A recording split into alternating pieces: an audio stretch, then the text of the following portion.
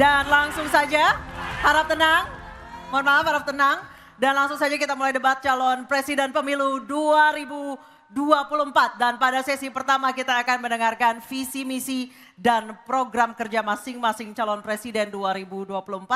Jika pada debat kedua dimulai dari pasangan calon nomor urut 2, maka di debat ketiga kali ini kesempatan pertama akan diberikan kepada calon presiden nomor urut 3 dan para calon presiden bisa menggunakan ada 2 buah mikrofon yang tersedia baik di podium dan juga ada handy mic yang diletakkan di atas podium dan juga ghost neck yang telah tertempel di podium.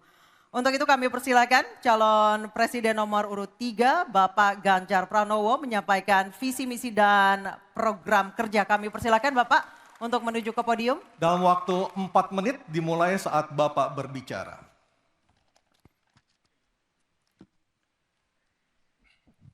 Terima kasih. Selamat malam Bapak Ibu sekalian yang hari ini hadir di studio dan tentu saja yang menyaksikan melalui tayangan televisi atau streaming. Kami membaca sekaligus mencatat persoalan luar negeri, pertahanan keamanan, dan tentu saja dari 3 ini kami akan menyampaikan poin per poin. Yang pertama terkait dengan politik luar negeri kita. Politik luar negeri kita adalah alat untuk negosiasi terhadap dunia luar, tapi kepentingan nasional harus nomor 1. Kenapa itu menjadi penting? Karena kita mesti betul-betul bisa melakukan redefinisi terhadap politik luar negeri yang bebas aktif, yang disesuaikan dengan kondisi kekinian.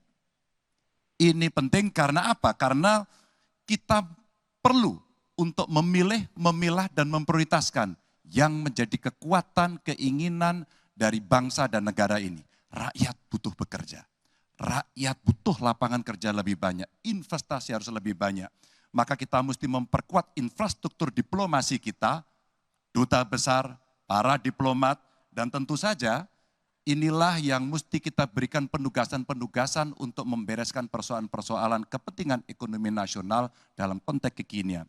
Dan tentu saja kita tidak pernah lupa, Indonesia selalu setia pada kesepakatan yang pernah diambil. Dekolonisasi yang dilakukan mendorong, meyakinkan kita semua untuk membebaskan seluruh bangsa, tanpa boleh mengintervensi satu dengan yang lain.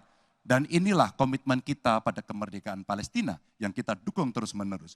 Maka kalaulah kemudian itu kita kerjakan, beberapa problem krisis iklim barangkali akan kita selesaikan dengan membawa pola-pola diplomasi sesuai dengan kekinian yang diperlukan. Atau barangkali kepentingan UMKM yang mesti kita bawa ke dunia internasional seperti praktek yang pernah kami lakukan di Jawa Tengah. Dan itu membuat masyarakat akan merasakan politik luar negeri jauh lebih baik. Pertahanan, sistem pertahanan rakyat semesta mesti kita dorong, kita lapisi dengan pertahanan yang betul-betul berlapis dan kita jadikan benteng pertahanan Nusantara sebagai sebuah satu kesatuan. Dan kita perlu melakukan penataan gelar pasukan karena IKN menjadi pusat gravitasi baru. Dan ini bagian dari antisipasi terhadap tarung global antara Amerika Serikat dan Tiongkok. Untuk itulah pertahanan kita mesti masuk pada wilayah 5.0 dengan teknologi sakti, dengan rudal hipersonik, senjata cyber, sensor kuantum, dan sistem senjata otonom. Dan itu bisa dilakukan kalau anggaran dari Kemenhan itu 1-2% dari PDB. Sehingga MEF kita akan bisa tercapai. Karena ini yang mengerikan di 2024 saya khawatir ini tidak akan tercapai. Untuk keamanan, terorisme, narkoba, pinjaman online, judi online, kekerasan seksual, ini perlu mendapatkan perhatian termasuk TPPU. Maka reformasi kepolisian betul-betul harus mengantisipasi ini dengan penguatan cyber system kita, termasuk pengembangan SDM cyber yang kuat. Polisi yang menjadi pengabdi masyarakat betul-betul akan bisa mengayomi.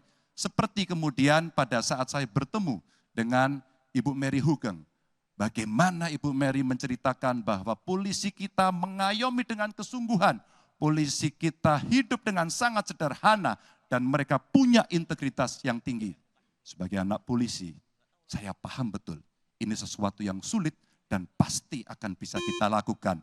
Dan tentu saja inilah capaian-capaian yang akan kita lakukan oleh Ganjar Mahfud. Bismillah. Insya Allah kami siap. Baik, terima kasih Bapak Ganjar Pranowo. Kami persilakan kembali ke tempat Pak Ganjar.